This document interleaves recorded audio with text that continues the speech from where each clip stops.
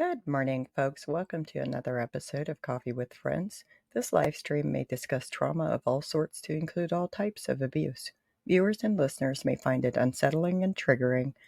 The guests on our live streams reflect a diverse set of values, morals, and ethics that may not reflect the morals, values, and ethics of the Misfit Amish. If this live stream causes you distress, please seek support from your trusted folks and qualified mental health professionals as needed. And also, you may cease listening until you're able to do so again. With that being said, I'd like to welcome Rhoda. Good morning, Rhoda. Good morning. How are you? I'm good.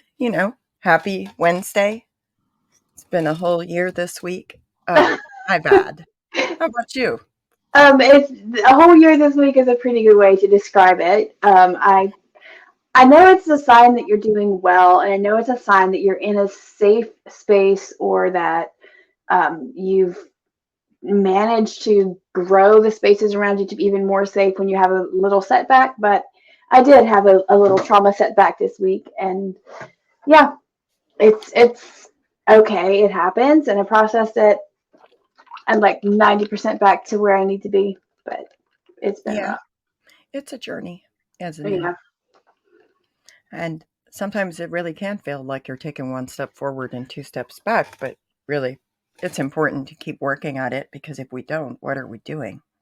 Well, it can feel like you're taking a step forward and two steps back, but the reality is healing isn't measured in whether or not you're struggling with trauma symptoms. It's measured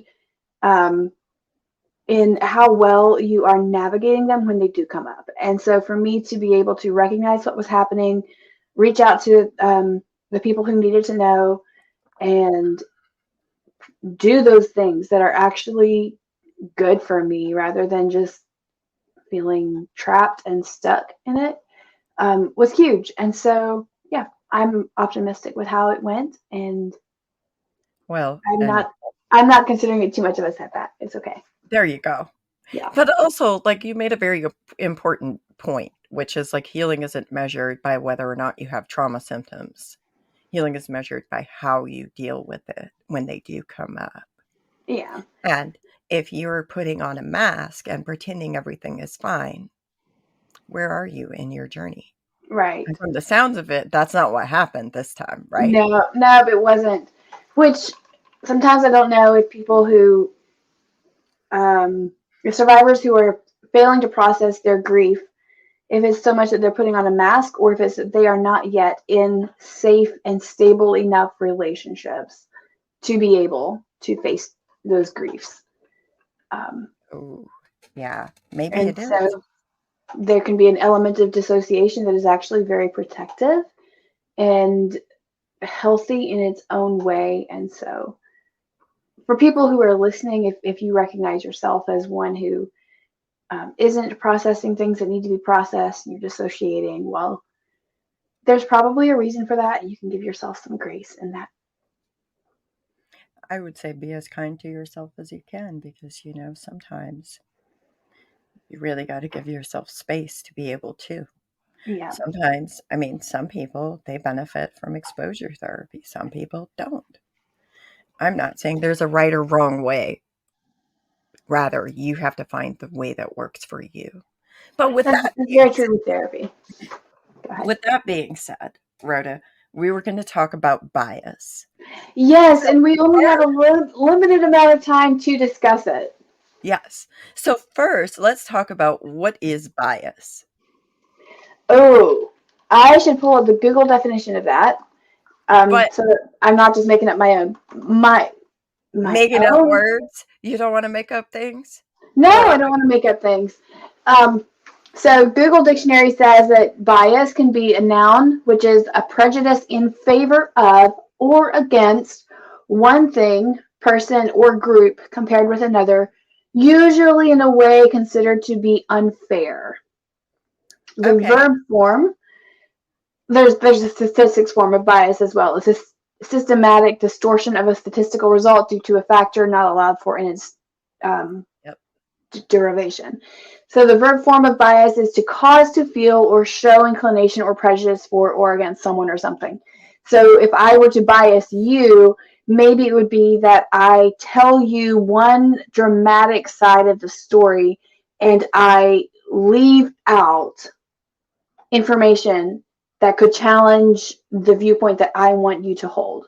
Then I would be actively biasing you against something. I think that this definition, prejudice in favor of or against one thing, person, or group, is an accurate definition.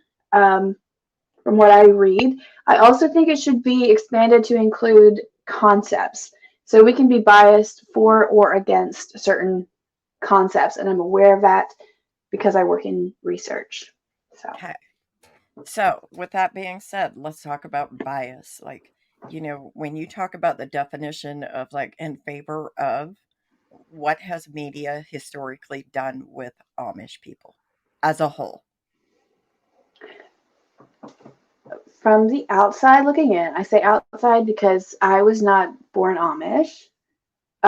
So I received some media input from wider culture. I also received some, like, my view of the Amish was shaped by Mennonite people, um, primarily through the Mennonites for me personally.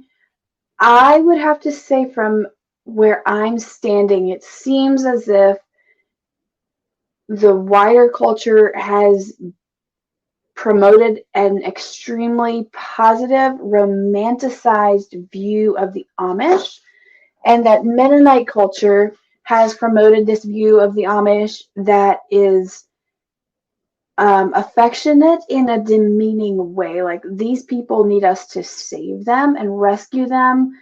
Um, and yet, Yep. also, these people are such good, hardworking citizens. Yep. Like they dehumanize us. And both of those are harmful.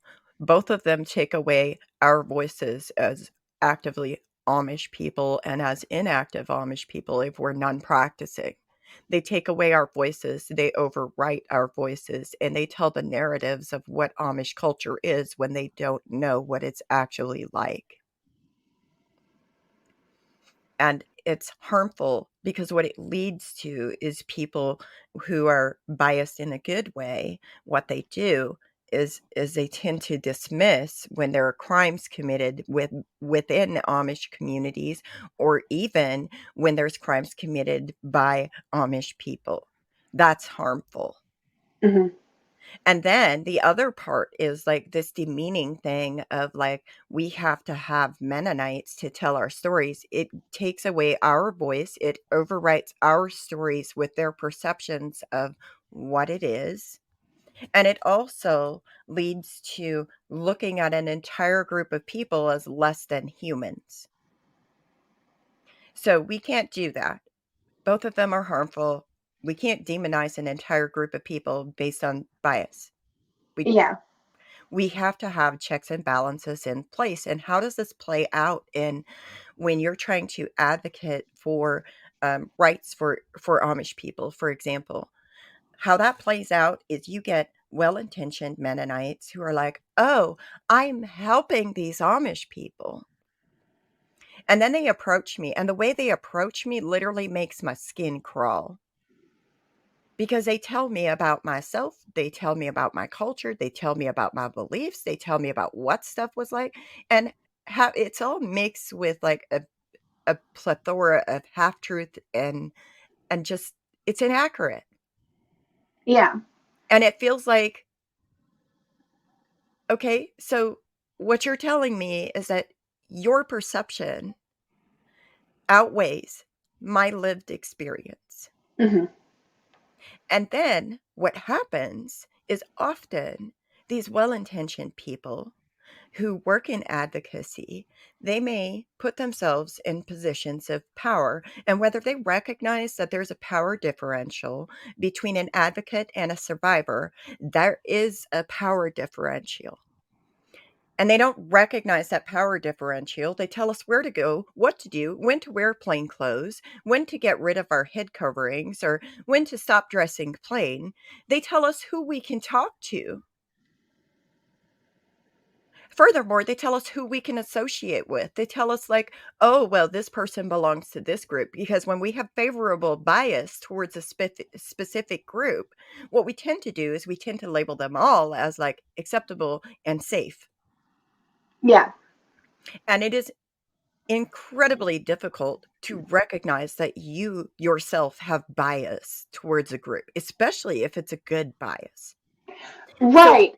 I think we need to take the shame of holding bias away, because 100% of us do hold biases, and we do lean this way or that way on many things. The problem is when we don't recognize the bias we hold, and we don't recognize the sources or the influencing factors of that bias. So, in group and out group dynamics are a hot topic when it comes to bias. And for those of us who have left a religious group, most of us have gone through a phase where we, like, our bias was towards the in group. This was plain community, plain Mennonite community. It was all I knew. Like, I wanted people to think well of Mennonites when I was, 13, 14. Like, that meant they were thinking well of me and of my people, and it mattered. And when my people talked about persecution coming, or people criticizing the Mennonites because they wanted to take away Mennonite freedom of religion, like, those fears meant something to me. I was afraid for the people I saw as my people. But then when I was abused, my in group bias began to shift. And I realized I was on the outside relationally of this in group.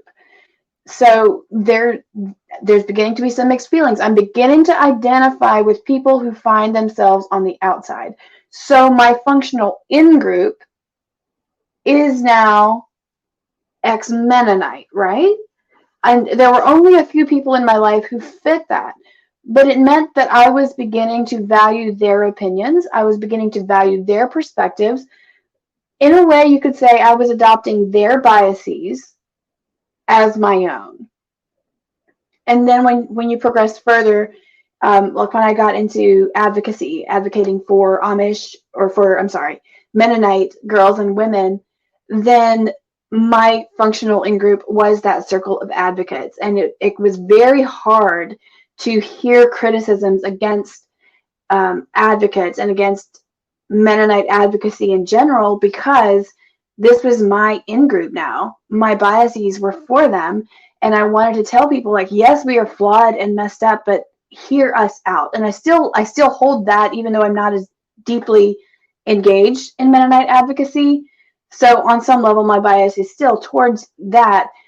And also it's just logical. Like, when you look at what's actually going on, at some point you have to be able to hear the truth, and there are no perfect humans, so you're going to be hearing truth from imperfect humans. Thank you. But what happened with this whole topic of bias came up because of Kuchar and Kunis, right? That letter yes, that they wrote, and yes. how I was thinking, like, there's got to be some bias here. Like, they're seeing this celebrity as an in-group person with them. Hmm. But that probably means that their view of themselves as celebrities is more salient than their view of themselves as advocates for children. Uh-huh. That's exactly what that means, more than likely. Yeah. And the letters that they wrote were atrocious. Like, let's be real, those letters were atrocious. Denial, The which, the the blatant denial, but also the almost throwing it in the victim's face, like, we won't even protect our own children from the very person who raped you, yeah. or who sexually abused you, or who sexually assaulted you. We won't protect our own children. That's like a slap in the face to a survivor. Hmm. And it's very clear that in their minds, like, to me, it's very clear that they hold this good bias towards their identity as the church, because they both belong to the Church of Scientology. Yes, yes. Yeah, that came They through fairly strongly in their letters. their letters, like they have this very strong identity of the Church of Scientology. And so that identity felt personally attacked when somebody from the church committed crimes that they were close to. And because of that, they took it upon themselves to write letters, and they thought they would get away with it and nobody would ever know, except those letters are now a matter of court record. Yeah. Typically, when you write letters in support of abusers, they might become a court record, and often those records may be made public. And when they got called out on it, I think for me, the biggest issue that I have is that even when they got called out on it, because we have to have our biases challenged. And when those biases are challenged, the question is, what do you do and how do you respond? And what did they do? They doubled down. They did not hold the tension between their competing interests very well. Yeah. And at So some what point, that one competing interest should not be a competing interest anymore. Like, look, Yeah, at to some rape point. charges, you're no longer in my inner circle. Thank you.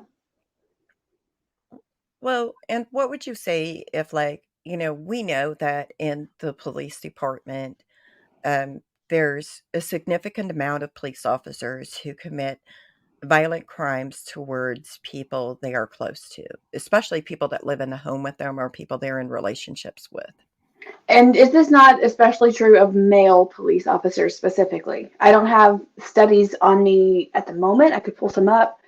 But I believe that research has indicated that female police officers do not tend to carry power in the same way that male police officers do. Yes, it is. You're correct. So what has that indicated?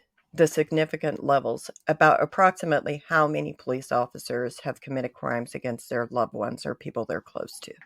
I don't know, but I do know, like, I remember hearing that it's an astonishingly high number, and it's higher than what we'll ever know because of in-group bias among police officers, and how that influences how the legal process moves forward or is halted. Um, Um, I am looking it up, and part of it is, for example, I have an article from Oregon that talks about police family violence fact sheet. And part of it is that it's about 40%, which is astounding, right? that's crazy. That is just wild. Is this 40% of all police officers? 40% of male officers? Hold on. Let me go look. What percentage of female officers do this? I don't know. Because if we're going to look at police at that job as attractive to people who have issues relating well to power or relating well with power, then it stands to reason that it also could pull a larger number of women who have an unhealthy relationship with power. Okay, so here's the studies. It's by Johnson L.B., 1991, On the Front Lines, Police Stress and Family Well-Being, hearing before the Select Committee on Children, Youth, and Families House of Representatives, 102nd Congress First Session, May 20, page 32 to 48, Washington, D.C., U.S. Government Printing Office. And the second study is Knighting, Ph., Russell, H.E., and Seng, A.F., 1992, Interspousal Aggression in Law Enforcement Families, a preliminary investigation. It does not tell me whether or not, and I will put the names of these studies in the comments for the listeners, because I think it's important. Okay, so those studies are 30 years old. I wonder what some of the more recent ones would indicate. Right. I'm looking at an article in 2014 that points out, what is it, that domestic violence within law enforcement um, is significantly higher than the general population. I Mhm. think they had said it's like 2 to 3 times as high, but I'm scrolling to see if I can find it. Okay, two studies have found that at least 40% of police officer families experience domestic violence, in contrast to 10% of families in the general population. That's at least 40%. Um, Yep. it That's is 2 to 4 times more common among police families than American families in general, and they often handle cases of police family violence informally. I'm reading it verbatim right now. Cops mhm. typically handle cases of police family violence informally, often without an official report, investigation, or even check of the victim's safety, the summary continues. This informal method is often in direct contradiction to legislative mandates and departmental policies regarding the appropriate response to domestic violence crimes. This is a repeat of what those of us who grew up plain, or Yep. you can speak to this Amish experience where there's this informal investigation that Uh, means absolutely nothing. And it means that everyone, and like if you grew up with abuse in your home, you know how like everyone means everyone. Everyone outside the home is left to guess whose side they take, who they believe, what they think is actually going on. And there are like the same reason why those of us who were victims in there are hesitant to come forward is why, the like, victims of police don't come forward either, and that's why do that's the people power of bias. why Uh, it is, and why do people retract their statements once they have reported?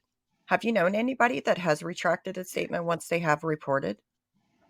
I know it happens, and like if you're talking about a child retracting a statement, I'm going to believe the child's original statement, anyways, um, just because danger, like our brains are so hardwired to protect us. Our brains are not hardwired to tell the truth the way that they are hardwired to protect us. And so, if it's in a child's best interest to retract a statement, um, like I'm looking at potentially becoming a guardian ad litem for a county close to me. And if I were to have a child in my care who made an allegation and then retracted it when the case got intense, I would err on the side of believing what the child said when they felt most safe and when the case was um, least intense, if that makes sense. Can I share something about that? Go for it. I have personally known survivors who were adults who retracted their statement because they were being harassed and stalked and threatened on a routine basis. And when your life is threatened, you do what you must to survive. And until we understand that about survivors, we have a bias towards not believing survivors. And that's terrible. We need to actually believe the victims of crimes, and we need to understand that when somebody is safe, they may tell you things. And then, if the threats of harm against their life escalate, they may retract that statement. Anybody, not just children, anybody may retract that statement. So, when I talk about believing survivors, I will always try to believe the survivor. Like that is my first value as in speaking out is I will always believe the survivor. Mm-hmm. Because to me, the likelihood of the survivor or the victim of the crime lying is so low Mm-hmm. that if they are lying, that is on them. That is not on me. But if I react in a way that is inherently potentially causing more harm to that survivor, or to the victim of that crime, that's on me. Yeah. And I get to hold that. And that's what I need to live with. So I looked up statistics on retracted allegations of abuse. And I'm quoting from Mothers of Sexually Abused Children. So this is a study involving children, not adults. Most victims do not disclose. In a 1991 study of 630 sexual abuse cases, 79% of victims denied abuse or were tentative in disclosure. Of victims who disclosed, 75% did so accidentally. And of those who did disclose, 22% eventually retracted the disclosure. So these are sex abuse cases. This is not, I just, yeah. Yeah. Sage journals, let me see if I can pull this up. Okay. Um,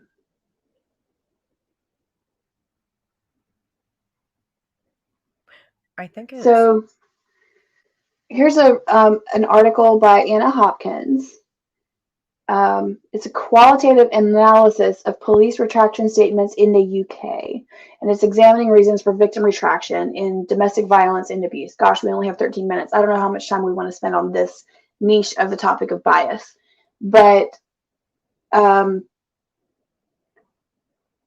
female victims' motivations for retraction are framed. I'm quoting nearly verbatim here around victim problem solving, including accepting the relationship which resulted in a discordance and proceeding with the prosecution of the abuser, rejecting the relationship, thereby rendering the prosecution as redundant, or engaging in procedural problem solving, um, and the effect of children where motivations were split between retracting to return to the complete family unit, including the victim as the mother, and retracting due to recognize the importance of the father's role without involvement from the mother.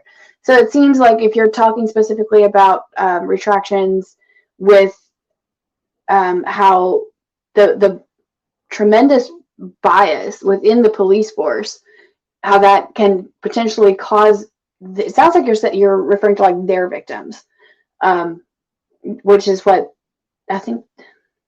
No, this I don't think this is exactly for DV victims of police officers, but there's it's not just self-protective when you're looking at adults. It's also somehow in a weird way child protective. Like if the court is going to say, oh, the mother's being crazy, we're going to give the children to the father, then the mother's going to retract the statement so that she looks less crazy, so she still has access to the kids.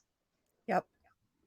Or even I know of cases where the mother retracted the statement because and resumed living with their abuser because the the courts were going to give the children to the father unsupervised, and Mm-hmm. he was so abusive, and so the mother felt like the best thing she could do is legitimately find a way to be present whenever he is around the children so he's not Yes. unsupervised. Yes, I have heard And that before. Like, it's better for a child to be abused and have their buffering parent right there, their comforting parent right there, than to be abused and their comforting parent not be anywhere around. I've heard that theory in domestic violence cases before, and I think it's really, it highlights how much work we have to do as a culture still in the prevention of domestic violence. yeah, Allowing for divorce has gone quite a long way in decreasing homicides by women. Like women used to kill their husbands because they couldn't get a divorce from domestic uh-huh, violence, and it's also done so much to allow women to get out before it gets to that point. Um, but we still have quite a bit more to go. It's just, I don't know, are there other groups besides, we've looked at religion and we've looked at law enforcement, how much bias towards the in group there can be and how that, well, I just want to point out this is like sometimes some advocacy group, or so-called advocacy groups, they might have bias towards the survivors of domestic violence. Like they don't actually understand the power differentials and they don't understand coercion. And so, because of possibly because of how they grew up, what type of environment they were in, because we're shaped by all of those things. But sometimes people have bias towards the very victims that they're purporting to help. And they look at them as like helpless. Like like we must be their heroes, their saviors, their rescuers. Like they have this whole like it's really cringy and gross, and that also is disturbing to survivors and victims, and it prevents people from reaching out when they witness that and observe that in a group. Yeah, that makes sense. So, for victims who are interacting with advocacy groups, you might be interacting with a wall of bias that's not recognized. If you feel like you are incompetent, and you might be at a stage in your healing where you truly believe you are incompetent, and therefore you act out some self sabotaging behaviors, and your advocate reinforces that. There should be a bit of almost feeling like you're the eagle being pushed out of the nest type of feeling. If you are learning to believe how competent and how strong and how capable you really are, and your advocate is on the other side going, yes, you are even more competent and strong and capable, there's going to be some moments where it's like, why aren't they helping me? Why aren't they saving me? And it's because, little birdie, you can fly on your own. Um, Yes, but that, yes, that bias towards um, seeing them as weak and helpless, that is a thing. yes, Um, that bias towards religion, though, like we've seen, you and I've both seen how in-group bias towards religion just absolutely blinds people to what's going on, and it deafens them. Like they can yep, literally see the court charges in front of them uh-huh, and write letters of support. mhm, Like one dude confessed to, like, he was reported because his sisters um, disclosed sexual abuse, and so mhm. this young adult was reported. And when he was reported, he felt like the thing you're supposed to do when you're being investigated is dump your bucket, tell them everything. And so he confessed to having raped an infant. Court documents. Like, this is part of legal proceedings. You can't argue it. He confessed it. The church still had it in them to write letters of support, and they were offended that law enforcement, oh my gosh, they were offended that law enforcement coerced or forced or invited that confession out of him. Like, he would have never confessed to raping an infant if he hadn't been in the duress of an investigation. Well, maybe that's what the whole point of duress in investigations is. Maybe there's an element of deliberate emotional duress when you're investigating someone who has sexually assaulted kids.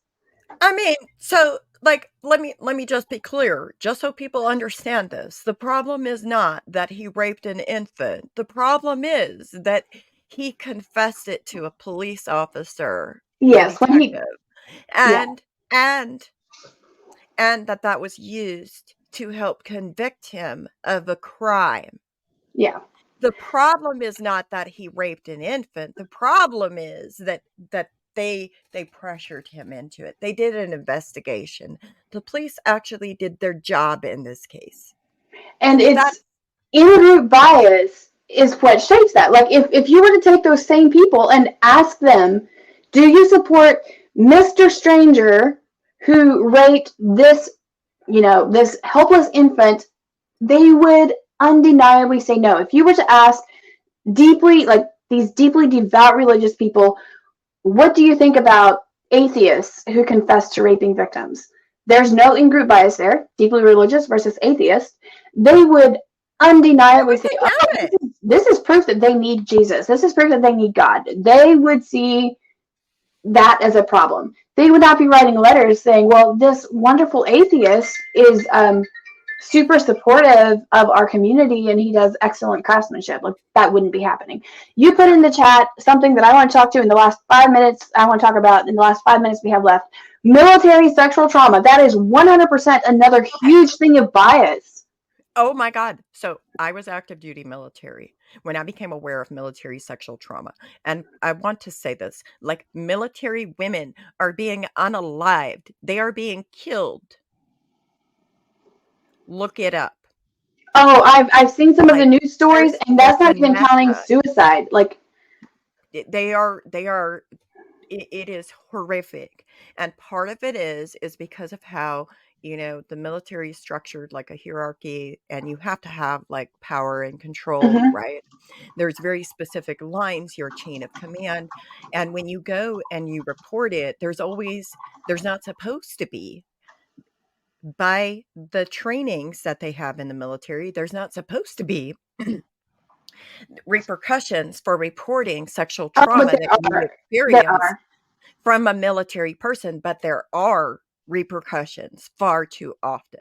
I absolutely cannot disclose any stories because I have not personally served. You are not my only friend who has served, and I will just say um, there is not much discrepancy between the stories that are coming out. It's you're up against this wall of in-group bias and power and force, and there's the legal world is against MST survivors. Very much so, just like the legal world is through bias against Amish and Mennonite survivors. Yes. Um, it is And 11:27. I have to go in like 3 minutes. okay, I'm I just sorry. want to talk about the death of Vanessa Gillen. She was a specialist who was reported missing from Fort Hood. This is just one example, y'all. In April 2020, her remains were found on June 30, 2020. Her case inspired protests and led the Army to discipline more than a dozen officials. This is how deep it can go. Basically, she was dismembered, y'all. And what? 12 people got disciplined. How many Yes. people got disciplined? And what Um, does discipline mean for these people? Or is More than a dozen officials. So, if you're in the military and you get disciplined, you can be facing a court martial. You may lose rank, you may lose pay, and in certain cases, you may be sent to a military prison like Fort Leavenworth. But you so? are subject to UCMJ action. You might lose your stand, you might get a field grade versus a, I forget the other type right this second, but I'm sharing this article. Like, you will have some kind of repercussion. Like, if you're in a position of power, you might be relieved of your command power and placed in an administrative position. So You one might be, person gets raped, murdered, dismembered, and participants in that crime might just lose a bit of their salary until they get promoted next time. They might just be ranked lower until they get the next promotion. Am I understanding that correctly? they might also be given extra duty, which basically gives them like, they might, like, for example, like if they are given extra duty, then they're only required to be given like 4 hours of sleep a night or something like that, and they're working 7 days a week and stuff like that. But Okay, yes, sleep deprivation is a punishment. Let me tell you. But it is. But still, like that's the thing. One person pled guilty in connection to killing her.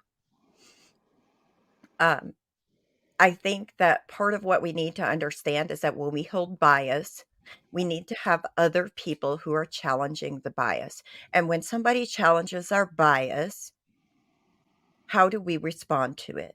because in the topics that we're discussing, it truly is a matter of life or death. Yes. Yeah. How do we respond to it? When somebody comes to me and says, "Hey, you know, I think you said this, but really how this really affects survivors. Like, I've experienced this and this is how it affects survivors. Like, what do you say to that?" It behooves me to hear that It and to does. take action.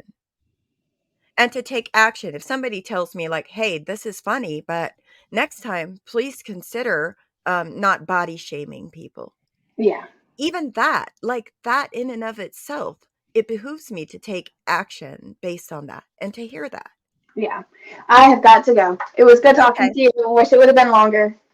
Yep. It was great. Thank you for coming. Hope you have a good day. See you later.